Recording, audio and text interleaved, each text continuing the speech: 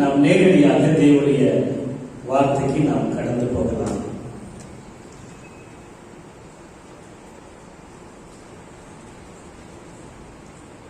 நம்ம எல்லாருமே கிறிஸ்தவர்கள் ஞானஸ்நானம் ரட்சிக்கப்பட்டு ஞானஸ்நானம் எடுத்த பிறகு அதுக்கு பிறகு ஆவிக்குரிய வரங்கள், கனிகள், ஆவிக்குரிய மகிமையான காரியங்களை அறிந்து கொண்டிருக்கிறோம், அறிந்து கொண்டே வருகிறோம். இன்னும் அறிய வேண்டியது ஏராளமாக இருக்கிறது. இப்படிப்பட்ட நாட்கள்ல நம்முடைய பேரே என்ன சொல்லுவாங்க? பெந்தகோஸ்தே அப்படின்வாங்க. பெந்தகோஸ்தே அப்படின்னா 50வது நாள் அப்படின்னு சொல்லுவாங்க. அப்படித்தானே? ரலிலியா சொல்லுவோமா? அப்போ ஏன் அது பெண்டெகாஸ்டல் சர்ச் அப்படின்னு வந்ததுன்னா நம்ம எல்லாருக்குமே தெரியும்.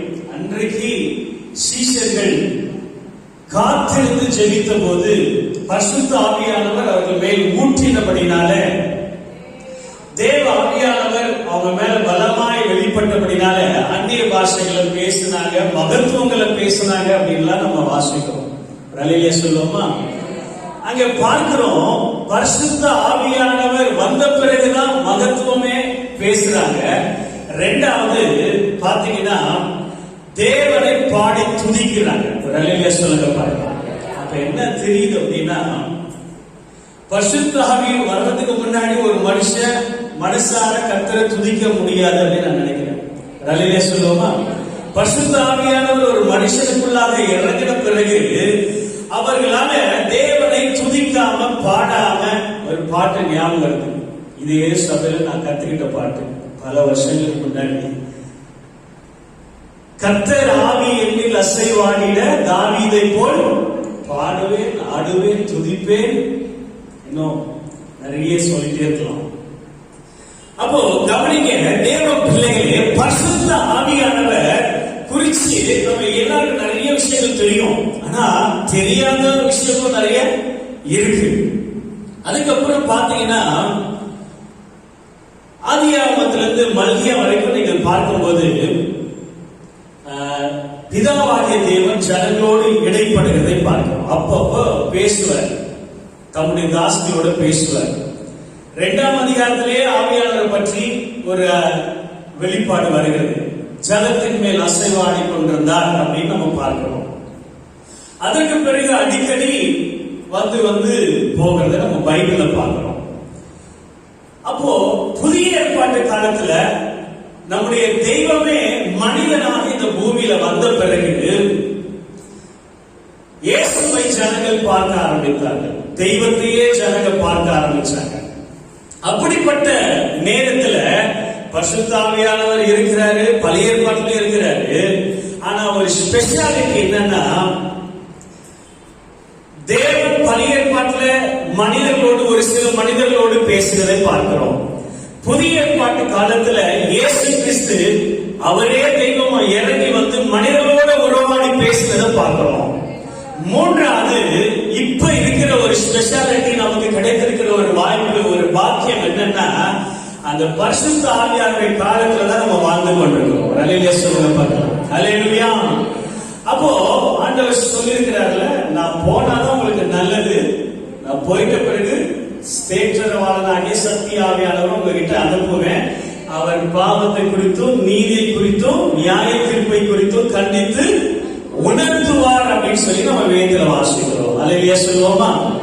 அப்போ ஆனா ஒரு விஷயம், ஒரு வேதனையான விஷயம் என்னன்னா, இன்னைக்கு தேவனை ஏற்றுக்கொண்டவர்கள், தெரிந்தவர்கள், கிறிஸ்தவர்கள் என்று சொல்லுகிற அநேக மக்களுக்கு தேவனை பற்றி தெரிந்திருக்கிற அறிவு, இயேசுவை பற்றி தெரிந்திருக்கிற அறிவு, பரிசுத்த ஆவியானவரை பற்றி அதிகமா தெரியாமல் காணப்படுகிற போது ஒரு வேதனையான ஒரு காரியம் தான்.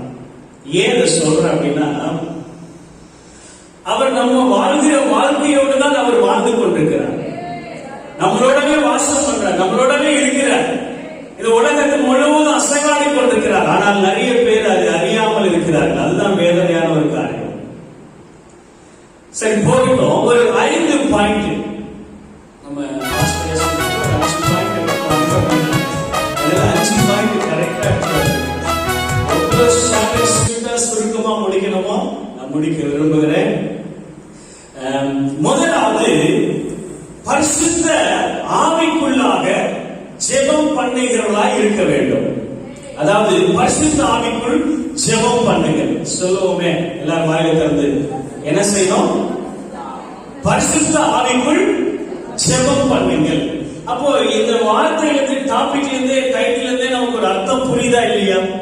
அப்போ ஒரு மனிதனானவன் சுயமாகவும் ஜெபிக்க முடியும், மனம் போன போக்கின்படியும் ஜெபிக்க முடியும், இஷ்டத்துக்கு ஜெபிக்க முடியும், தாறுமாறா ஜெபிக்க முடியும். ஆனால் அந்த ஜெபங்கள் எல்லாம் உண்மையாகவே பரலோகம் போகிறதா, தேவன் கேட்கிறாரா இல்லையா என்பது நமக்கு தெரியாது. ஆனால் ஒரு விஷயம் உண்மையா சொல்ல முடியும், நீங்களும் நானும் பரிசுத்த ஆவிக்குள்ளாய் நிறைந்து ஜெபிக்கிற ஜெபம் வித்தியாசமானது, வல்லமையானது. அந்த ஜெபத்துக்கு நிச்சயமாய் பதில் உண்டு. அல்லேலூயா. வாசிப்போம். யூதா 1ஆம் அதிகாரம் 20ஆம் வசனம். யூதா 1ஆம் அதிகாரம் 20ஆம் வசனம். நீங்களோ உங்கள் மகா பரிசுத்தமான விசுவாசத்தின் பேர் உங்களை உறுதிப்படுத்திக் கொண்டு பரிசுத்த ஆவிக்குள் ஜெபம் பண்ணி, கையில தட்டி ஆண்டவருக்கு ஒரு மகிமை கொடுக்கலாமா? நல்ல உற்சாகமா தட்டலாமே. நல்ல மழையெல்லாம் கரெக்டாக இருக்கிறீங்க. நம்ம தான் எதிர்பார்க்கவே இல்லை, டெய்லியும் பெய்யுது ஈவினிங். ஆனா கர்த்தர் அற்புதமா கர்த்தர் நம்ம கொண்டு வந்திருக்கிறார். அல்லேலூயா. நீங்கள் உண்மையாகவே சகோதரர் ஜெபம் பண்ணது போல பாக்கியவான்கள். ஏன்னா உலகம் இன்னைக்கு எங்கேயோ போயிட்டு இருக்கு, ஆனா தேவனை தேடி வந்திருக்கிறீங்க பாருங்க. இதை விட வேற உலகத்துல பாக்கியமே கிடையவே கிடையாது. அல்லேலூயா. இதுதான் நிரந்தரம். தேவனுக்கு மகிமை உண்டாதாக. அப்போ பரிசுத்த ஆவிக்குள்ளாக ஜெபம் பண்ண வேண்டும் என்று இங்கே யூதா புஸ்தகத்தில் நிருபத்துல எழுதுகிறதை பார்க்கிறோம்.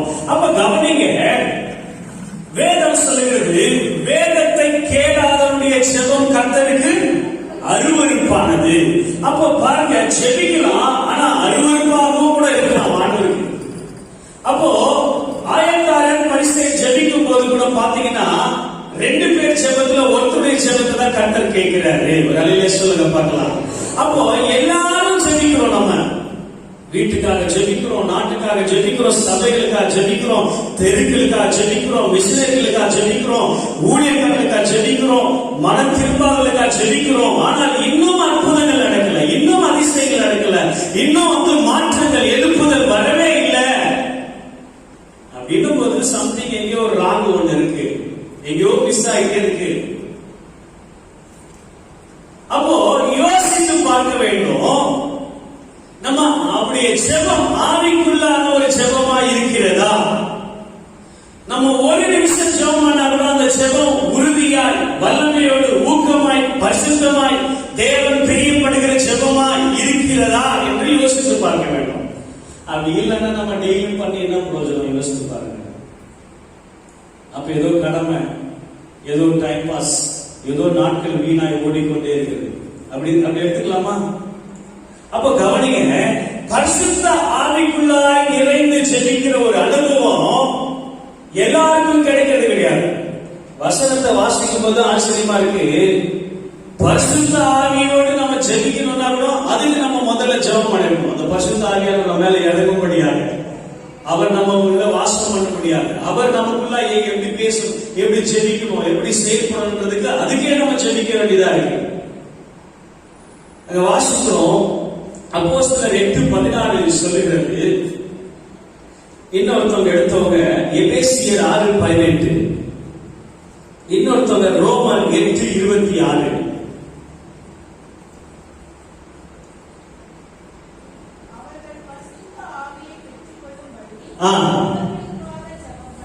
கவனிங்க, சீஷர்கள் அவர்களுக்கு பரிசுத்த ஆவியை பெற்றீங்களா பெறல அப்படின்னு சொல்லும்போது அவங்க பரிசுத்த ஆவியை பெற்றுக் கொள்ளும்படியாகவே முதலாவது அவங்க ஜெபிக்கிறாங்க. வேலையிலே சொல்லுவோமா, உங்க ஊர் ரொம்ப விசேஷமானது. இந்த பக்கத்துல இருக்கிற அந்த மலை இருக்கு பாத்தீங்களா, ரொம்ப ரொம்ப பாக்கியம் பெற்றது. இன்னைக்கு யாரெல்லாம் பெரிய பெரிய வல்லமையான ஊழியக்காரர்கள் இருக்கிறாங்களோ அவங்க எல்லாம் அங்க கண்டிப்பா வந்துட்டு போனவங்களா தான் இருப்பாங்க நினைக்கிறேன். ராமேன் சொல்லுங்க பாருங்க. பல்லாவரம் அப்படின்னா உண்மையாகவே கர்த்தர் ஒரு காலத்துல அன்னையிலிருந்து இன்னைக்கு வரைக்கும் நான் விசுவாசிக்கிறேன், மாபெரும் காரியங்களை எழுப்புதல்களை கர்த்தர் கொண்டு வருகிற ஒரு இடம். ராமேஸ்வரங்க பார்க்கலாம். எத்தனோ தேவதாசர்கள் அந்த மலையில வந்து ஜெபம் பண்ணி பெரிய பெரிய வல்லமையான ஊழியக்காரர்களாய் கர்த்தர் மாற்றிருக்கிறார். அல்லேலூயா. இப்போ உங்க மத்தியில நான் பேசுற கூட உங்க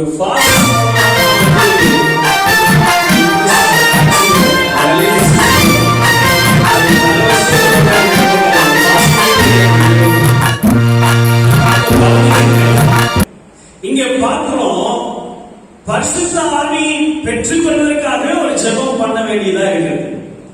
மேலே எபேசியர் 6ஆம் அதிகாரம் 18ஆம் வசனத்திலும் அப்படிதான் சொல்கிறது, எந்த சமயத்திலும் சகலவிதமான வேண்டுதலோடும் விண்ணப்பத்தோடும் ஆவியினாலே ஜெபம் பண்ணி. ஒரு அழகே சொல்லுவோமா? எங்கேயும் பார்க்கிறோம் ஆவியினாலே ஜெபம் பண்ணி. இல்ல ஊக்கமா ஜெபம் இருக்கு, கருத்தாய் ஜெபம் இருக்கு, நீதிமான் செய்கிற ஜெபம் பலனுள்ளதா இருக்குன்னு சொல்லப்பட்டிருக்கு. பரிசுத்தமா ஜெபம் இருக்கு, கருத்தா ஜெபிக்கிறது, இது நிறைய ஜெபங்கள் இருக்கு. இங்க பார்க்கிறோம் ஆவியிலே ஜெபம் பண்ணுங்கள். ஹல்லேலூயா. ஒரு தெரிஞ்ச சம்பவத்தையே சொல்றேன். ஒரு தேவ ஊழியக்காரர் தேவ ஊழியத்தை முடித்து கிராமத்துல முடித்து தன்னுடைய வீட்டுக்கு போறதுக்கு நேரம் ஆயிடுச்சு.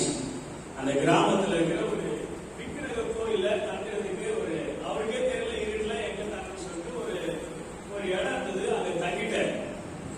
தங்கின உடனே நைட்டு இருட்டா இருந்தது. அங்க நைட்டு ஊழியக்காரனாலே உங்களுக்கு தெரியும், ஜெபம் பண்ணி தூங்குவாங்க. நல்லா ஜெபம் பண்ணாரு, நல்ல அபிஷேகத்தில் நிறைஞ்சு அந்நிய பாஷையில பேசி ஆவில நிறைஞ்சு நல்லா ஜெபம் பண்ணி தூங்கிட்டு கடந்து போயிட்டாரு. அடுத்த நாள் அது எப்படிப்பட்ட ஒரு இடம் அப்படின்னா, டெய்லி பூஜை செய்யற இடம், பலி செலுத்துற இடம். அந்த ஆவி வந்து பேய் வந்து அந்த பிசாசு அவங்க ஜனங்கள் அந்த கோயிலுக்கு யார் வராங்களோ அவங்க மேல இறங்கி அது குறி சொல்ற இடம். அடுத்த நாள் இந்த ஊழியக்காரர் ஜெபம் பண்ணிட்டு போயிட்ட பிறகு பாத்தீங்கன்னா அந்த ஜனங்க வராங்க, பூஜை எல்லாம் நடக்குது, பலி எல்லாம் செலுத்துறாங்க. ஆனா வந்து டெய்லி வர ஆவி அங்க வரவே இல்லை. அப்போ அந்த கோயில் பூசை அங்க இருக்கிறவங்க எல்லாருமே வந்து கன்ஃபியூஷன் ஆயிட்டாங்க, குழம்பிட்டாங்க. இப்படி குழப்பத்துல இருக்கும் போது எங்கேயோ ஒரு சத்தம் கேக்குது. யார் மேலேயோ ஒரு ஆவி பிடிச்சிட்டு அந்த அம்மா வந்து ஓடி வந்து அந்த இடத்துக்கு வந்து கத்திட்டு வர்றாங்க. ஏடா பாவி மனுஷங்களா, நீ என்னடா அங்க தேடிட்டு இருக்கிறீங்கன்னா, அங்க இருக்கிறேன்டா, எவனோ ஒருத்த நைட்டு வந்தான், எதோ ஜெபம் பண்ணா, அதனால நாங்க இல்ல, நான் கடந்து ஓடியே போயிட்டேன் பயந்துட்டு அப்படின்னு சொன்னாங்க. நிலையில சொல்லுங்க. இன்னைக்கும் நல்லா கவனிங்க. இன்னைக்கு சில பிசாசுகள், கிரியைகள், வறுமைகள், தரித்திரங்கள், போராட்டங்கள், கடன்கள், பிரச்சனைகள், எதிர்ப்புகள் உங்க வாழ்க்கையில வரும்போது நீங்க அதை எதிர்கொள்ளாம போகிறீங்க பாத்தீங்களா, அதை ஜெயிக்காம இருக்கிறீங்க பாத்தீங்களா, அதுக்கு ஒரு வேலை காரணம் ஆவியில நிறைந்து நீங்க ஜெபம் பண்ணி பாருங்களேன். எல்லா கிரியைகளையும் கர்த்தர் அழிக்க வல்லமையான தேவனா இருக்கிறார். அல்லேலூயா. அது அபிஷேகத்துல நிறைந்து அந்நிய பாஷையில ஆவியினாலே ஆவியாவுடைய கிரியேஷன் அந்த உருவாக்குறது நிறைய இருக்கு. ஆவியில துதிக்கிறது இருக்கு, ஆவியில பாடுறது இருக்கு, ஆவியில ஜெபிக்கிறது இருக்கு, ஆவியில பிரசங்கம் பண்றதுக்கு, ஆவியில சொப்பனம் காண்றதுக்கு, ஆவியில வந்து தரிசனங்களை காண்கிறது இருக்கு. ஆவிக்குரிய காரியங்கள் இன்னும் மேலான காரியங்கள் எவ்வளவோ இருக்கு. அல்லேலூயா சொல்லுமா? அப்போ நம்ம சாதாரணமா ஜெபிக்கிறதுக்கும் ஆவியில இருந்து ஜெபிக்கிறதுக்கும் வல்லமை இருக்கிறது, வித்தியாசம் இருக்கிறது. ஹல்லேலூயா. ஆகவே இந்த நாளில அன்பானவர்களே, தேவ சமூகத்தில் உங்க இருதயம் திறக்கப்படட்டும். ஆண்டவருடைய சமூகத்தில் உங்க இருதயத்துல என்ன பார்த்து சொல்லுங்க. ஆண்டவரை பார்த்து, ஆண்டவரே இன்றைக்கு அந்த ஆவியில நிறைந்து ஜெபிக்கிற அந்த அனுபவத்தை எனக்கு தாரும். அல்லேலூயா சொல்லுவோமா? அப்போ ஆவியில நீங்க உணர்ந்து கட்டி பொல்லாத கிரியைகளை, சாபங்களை, உங்களுக்கு விரோதமாக எழுப்புற கிரியைகளை நீங்கள் ஆவியில இருந்து கட்டி ஜெபிக்கும் போது சத்துரு கண்டிப்பாக மடங்கடிக்கப்பட்டுதான் போவார். அல்லேலூயா. போகட்டும். இரண்டாவது, பரிசுத்த ஆவிக்குள் நிரப்பப்படுங்கள். அல்லேலூயா சொல்ல பார்க்கலாம். இரண்டாவது பாயிண்ட், பரிசுத்த ஆவிக்குள் நிரப்பப்படுங்கள். லூக்கா 1ஆம் அதிகாரம் 15வது வசனம். லூக்கா 1:15 வசனம்.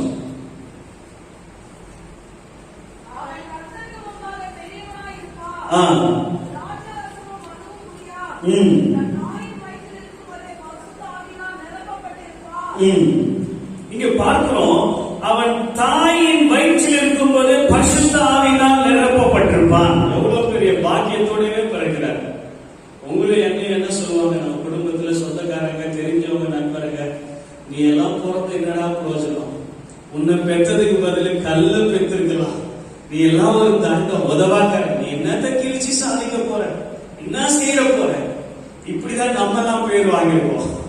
ஆனா யோவான் ஸ்நானகனை பத்தி பைபிள்ல போடப்பட்டிருக்க அருமையா அழகா, அவன் தன் தாயின் வயிற்றில் இருக்கும் போதே பரிசுத்த ஆவியினால் நிரப்பப்பட்டிருப்பான். எவ்வளவு கிரேட் பாருங்க. இந்த பாக்கியெல்லாம் நம்ம சந்ததிக்காவது வரணும்னு நம்ம ஆசைப்படணும். ஹல்லேலூயா. ஹாஸ்பிட்டல் இருக்கும் போதே பிரசன்ஸ், தேவ மகிமை இறங்குற ஒரு இடமா மாறணும். ஹல்லேலூயா. தேவ ஆவியானவர் இறங்குற வாசம் பண்ணுகிற ஒரு இடமா மாறணும். ஹல்லேலூயா. இப்ப கவனிங்க, பரிசுத்த ஆவியினால் நிரப்பப்பட்டிருக்கிற ஒரு அனுபவம். அப்போ ஒரு மனிதன் இருப்பானே ஆனால், தேவனுடைய பிள்ளைகள் என்று சொல்லுவது இருப்பார்களே ஆனால், ஏன் இயேசு கூட இருந்த சீஷனே பார்த்து ஆண்டவர் ஒரு இடத்துல சொல்லி திட்டுறாரு, அப்பாலே போ சாத்தானே. ஏன்? அவர் சீஷர் தானே, அவர் பின்னாடியே போனவர் தானே, அவருடைய வார்த்தைகளை கீழ்ப்படுத்தியவர் தானே. ஆனா கூட இருந்து அவரையே திட்டுறாருன்னா, எந்த நேரம் நமக்குள்ள பிசாசு உள்ள கிரியை செய்வான், நுழைவான்றது நமக்கு சில நேரங்களில் தெரியாது. அல்லேலூயா. அது தெரியாதனாலதான் நம்மையும் அறியாம சினிமா பார்த்துட்டு இருக்கிறோம், நம்மையும் அறியாம சீரியல் பார்த்துட்டு இருக்கிறோம், நம்மையும் அறியாம கெட்ட வார்த்தைகளை பேசிட்டு இருக்கிறோம், நம்மையும் அறியாம பலவிதமான பாவங்களை செய்து கொண்டிருக்கிறோம். அந்த பரிசுத்த ஆவியானவர் நம்முடைய வாழ்க்கையில நிரப்பப்படும் போது அவர் எல்லாம் நம்ம விட்டு கொஞ்சம் தூரமாகவே இருக்கும். அதை அல்லேலூயா சொல்லுவோமா? அப்ப கவனிங்க, பரிசுத்த ஆவியினால நிரப்பப்படுகிற ஒரு அனுபவம். அப்போ ஒரு தண்ணி இருக்கு, இல்ல நம்ம ஞானஸ்நானம் எடுக்கிறோம். இன்னொரு விஷயத்தையும் சொல்றேன், ஞானஸ்நானம் சொல்ல வரும்போதே நான் சொல்லிதான் ஆகணும். நம்ம தேவசித்த பாஸ்டர் அவங்க போதகத்தை நம்ம தலைமை போதகர், அவங்க தான் எனக்கு ஞானஸ்நானம் கொடுத்தாங்க. எப்ப தெரியுமா? 13 வயசுல.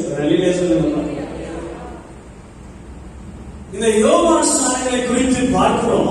அவர் சொல்றாரு ஒரு இடத்துல, அவர் எனக்கு பின் வருகிறவர் என்னிலும் வல்லவர், அவர் ஆவி பரிசுத்த ஆவியினாலும் அக்கினியினாலும் ஞானஸ்நானம் கொடுப்பார். அல்லேலூயா சொல்லுவோமா? அப்போ கவனிங்க, தண்ணீருக்குள்ள மூழ்கி நிரப்பப்படுகிற ஒரு அனுபவம், தண்ணீர்ல நிரப்பப்படுகிற ஒரு அனுபவம். ஆனா இன்னைக்கு நிறைய பேர் அதோட நிறுத்திக்கிறாங்க. அதுக்கப்புறம் பரிசுத்த ஆவியினால அபிஷேகம், ஞானஸ்நானம், அக்கினியினால ஞானஸ்நானம்ன்றது நிறைய பேருக்கு அந்த கட்டத்துல வரும்போது அவங்களுக்கு புரிய மாட்டேங்குது, தெரிய மாட்டேங்குது. அப்படின்னா என்ன, புதுசா இருக்குது. ஆனால் அது உண்மை. ஒரு அழகே சொல்லுவோமா? ஆண்டவர் ஒரு இடத்துல சொல்றாரு, ஒருவன் ஆவியினாலும் ஜலத்தினாலும் பிறவாவிட்டால் தேவனுடைய ராஜ்யத்தை பிரவேசிக்க முடியாது. அப்ப நல்லா கவனிங்க, ஞானஸ்நானம் எடுத்தவர்கள் அதோட தண்ணீர் முழுக்க மாத்திரம் அப்படியே நின்று விடக்கூடாது. பரிசுத்த ஆவியினாலே அபிஷேகம் பெற்று ஞானஸ்நானம் எடுக்கிற ஒரு அனுபவம் நமக்குள்ள இருக்கணும். அல்லேலூயா. நானும் இதே மலைக்கு என்ன பரிசுத்த ஆவியினால் நிரப்பணும்னு சொல்லிட்டு ஒரு ஊழியக்காரரோட நான் வந்தேன். அவர் என்னென்னமோ போராடி பார்க்கிறாரு, நான் என்னென்னமோ போராடி பார்க்கிறேன். அன்னைக்கு வெயில்ல பட்ட வேர்வை தான் மிச்சம், வந்து போன இதுதான் மிச்சம் செலவு. எங்க நான் இங்க ஈஸியாக இருக்கேன். அதாவது நினைச்சா நிரம்புகிற ஒரு அனுபவம் கிடையாது. நினைச்சா அதாவது அந்த வாஞ்சியை பார்க்கிறார், தாகத்தை ஆண்டவர் பார்க்கிறார். ஆண்டவர் சொல்றாரு, தாகம் உள்ளவன் மேல் தண்ணீரை ஊற்றுவேன். எடுத்தோம் கவுத்தோன்னு சொல்லி இன்னைக்கு ஆண்டவர்கிட்ட வரங்களை வாங்கிட்டு, கிருபைகளை வாங்கிட்டு, அபிஷேகத்தை வாங்கிட்டு எத்தனை பேர் இடறி போறாங்க தெரியுமா? எத்தனை பேர் தேவ நாமத்தை தூஷிக்கிறதுக்கு இடம் கொடுக்குறாங்க தெரியுமா? அதனாலதான் நம்ம ஆண்டவருக்கு லேஸ் பண்றது கிடையாது. கேட்ட உடனே என்ன பண்ணிட மாட்டாரு, பாத்துப்பா, உயர்ந்துருப்பா, ஜாக்கிரதப்பா, ஞானமா இருக்கணும்ப்பா. எவ்வளவு வெளியேறப்பட்ட தெரியுமா அபிஷேகம்? அது இன்னைக்கு அந்த அருமையே தெரியாம இருக்கிறார். அல்லேலூயா.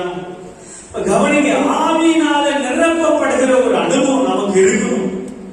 நம்ம மைண்ட் உலக மைண்டா இருக்கக்கூடாது. உலகத்தான போல யோசிக்கக்கூடாது, உலகத்தான போல பேசக்கூடாது. உலகத்தானுடைய இருதயத்தில் இருக்கிறது போல கசப்பு, வெறுப்பு, பொல்லா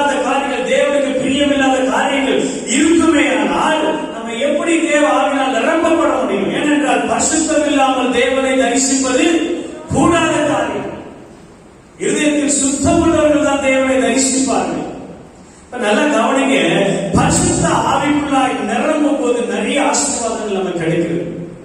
நேரங்கள சுருக்கமா சொல்றேன். அப்போஸ்தலர் 4:31 சொல்லுகிறது, பரிசுத்த ஆவியினால் நிரம்பின போது அவர்கள் தைரியமாய் பிரசங்கம் பண்ணினார்கள் என்று வேதம் சொல்லுகிறது. அல்லேலூயா சொல்லுவோமா? இன்னொரு வசனம் சொல்லுகிறது, அப்போஸ்தலர் 7:55-56 வசனம் சொல்லுகிறது, பரிசுத்த ஆவியினால் நிரப்பப்பட்ட அந்த ஸ்தேவான் ஒரு தரிசனத்தை காண்கிறார். அல்லேலூயா சொல்லுவோமா? இன்னைக்கு நிறைய பேரு தூங்குனா கெட்ட கெட்ட கனவா தான் வருது. சொல்லுவோம்ல, நிறைய பேர் சொல்லுவோம், நைட்ல தூங்கினாலே கெட்ட கெட்ட கனவா வருது. விசுவாசம் வருது, பாம்பு வருது, மந்திரம் தந்திரம் இதெல்லாம் வருது அப்படியெல்லாம் சொல்லுவோம். ஏன் அப்படின்னா பரிசுத்த ஆவியில நிரம்பல அப்படின்னு அர்த்தம். அதுவே ஒரு ஈஸியா நமக்கு காட்டி கொடுத்தது. அப்போ பரிசுத்த ஆவிக்குள்ளாய் நாம் நிரம்பும் போது அசுத்த ஆவி அல்ல, கெட்ட காரியங்கள் அல்ல, சொப்பனங்கள், தரிசனங்கள், மேலானவர்களே கவனிக்கிறோம். 4:31 அப்போஸ்தலர் அவர்கள் எல்லாரும் பரிசுத்த ஆவியினாலே நிரப்பப்பட்டு தேவ வசனத்தை தைரியமாய் சொன்னார்கள். அல்லேலூயா. இன்னைக்கு நான் ஒரு क्वेश्चन கேட்கிறேன், உங்களுக்கு எனக்கும் சேர்த்து தான் கேட்கிறேன். ஏன்னா நானும் உங்களை மாதிரி ஒரு மனுஷன். இந்த கேள்வி கேட்கும் போது எனக்கும் கஷ்டமா தான் இருக்கு. என்ன கேள்வி அப்படின்னா, இயேசு பத்தி போய் டிராக்ஸ் கொடுத்துட்டு வாங்கல, தெருவுல போய் 4 பேர் இயேசு பத்தி சொல்லிட்டு வாங்கலன்னு சொல்லி பாருங்களேன். அது இன்னும் பாவம் செய்யற மாதிரி நிலைமையில ஆகி போச்சு. இப்பெல்லாம் இயேசு பத்தி சொல்றது, டிராக்ஸ் கொடுக்கிறது, தனி நபர் சுவிசேஷம் சொல்றது இன்னைக்கு ரொம்ப தூரமாவே ஆயிட்டு இருக்கு நிறைய பேருக்கு. காரணம் என்ன தெரியுங்களா? பரிசுத்த ஆவியானவருக்குள்ள நம்ம நிரப்பப்படல, தைரியம் வரல. ஐயோ ஏதாவது சொல்லிடுவாங்களோ, ஏதாவது திட்டிடுவாங்களோ, நானே இவ்வளவு கஷ்டப்பட்டு இருக்கிறேன், நானே இவ்வளவு போராட்டம், என் குடும்பத்துல என் பிரச்சனை, இப்படியே நினைச்சு சாப்பிட்டா என்ன பண்றான், வாழ்க்கையே கடைசி கட்டத்துக்கு கொண்டு போயிட்டே இருக்கிறான் நிறைய பேர். அல்லேலூயா சொல்லுவோமா? ஆனால் சமயம் வாய்த்தாலும் வாய்க்காவிட்டாலும் தேவனுடைய சுவிசேஷத்தை பிரசங்கிக்கும். அல்லேலூயா. உண்மையாகவே யார் தேவனுக்கு பிரியமானவர்கள் அப்படின்னு நிறைய பேர் இருக்கலாம். அதுல ஒரு பாயிண்ட் நான் கத்துக்கிட்டது என்னன்னா, நீங்க இயேசு பற்றி தெரியாதவங்களுக்கு நீங்க இயேசு நல்லவர் சொல்லி டிராக்ஷன் கொடுத்து அவங்களுக்காக ஜெபிச்சு பாருங்களேன், உங்க மேல கண்டிப்பா கர்த்தர் பிரியமா இருப்பார். உங்க போக்குவரத்தையும் பாதுகாப்பார். உங்க எதிர்காலம் வரைக்கும் அப்படியே தொடர்ந்துட்டே இருக்கும் அந்த ஆசீர்வாதம். ஏன்னா எனக்கு ஒரு ஊழியம் செய்தால் பிதாவானவரை கனம் பண்ணுவார். இங்கே இவர்களுக்கு எங்கிருந்து தைரியம் வருது அப்படின்னா, பரிசுத்த ஆவியினால நிரப்பப்பட்டார்கள். அப்போ ஊழியம் செய்வதற்கு, வசனத்தை பேசுவதற்கு உங்களுக்கும் எனக்கும் தைரியத்துக்கு முன்பதாக பரிசுத்த ஆவியானவருக்குள்ளாய் நாம் நிரப்பப்பட வேண்டும். அல்லேலூயா சொல்லுவோமா? அவர் ஆட்டோமேட்டிக்கா நமக்குள்ள வந்துட்டா பயந்தாங்க கூட தைரியம் ஆடியும். அல்லேலூயா. பேதுரெல்லாம் மறுதலிச்சு பயந்துட்டு ஓடுனவர் தான். ஆனா அவர் சாப்பிட அப்படியே அவருடைய கதையை அப்படியே கர்த்தர் மாத்திர காரணம் இங்க பரிசுத்த ஆவியினால நிரப்பப்படுகிற ஒரு அனுபவம். அல்லேலூயா. ஒரு கதை சொல்றேன், கதையில உண்மை நடந்த கதை, எங்க ஈஸியா தான் நடந்தது. ஒரு அம்மா நல்லா செபிக்கிறோம், நல்ல சபைக்கு வர்றவங்க, கர்த்தருக்கு பயந்தவங்க, நீதி செய்றவங்க, பரிசுத்தமா இருக்கிறவங்க, ஊழியம் செய்றவங்க. அவங்க சரியா படிக்கிறது, ஆனா ஆண்டவருக்காக வாழ்ந்தாங்க, உண்மையா இருக்கிறாங்க, இப்ப கூட இருக்கிறாங்க. அவங்க வீட்டுக்கார அப்படியே ஆப்போசிட். இவங்க ஜெபம் பண்ணக்கூடாது, சர்ச்சுக்கு போக கூடாது, தெருவில் பார்த்தாருன்னா அவரே கிண்டல் பண்ணுவார். வைட் அண்ட் வைட்ல போது பாரு, இது ஜெபம் தான், இது என்னத்தை கிழிக்க போகுது அப்படின்னு நம்ம சொல்லணுமா, அதெல்லாம் என்னன்னா சொல்லுவாங்கன்னு அப்படியெல்லாம் பேசி அவங்களை வேதனைப்படுத்தும்.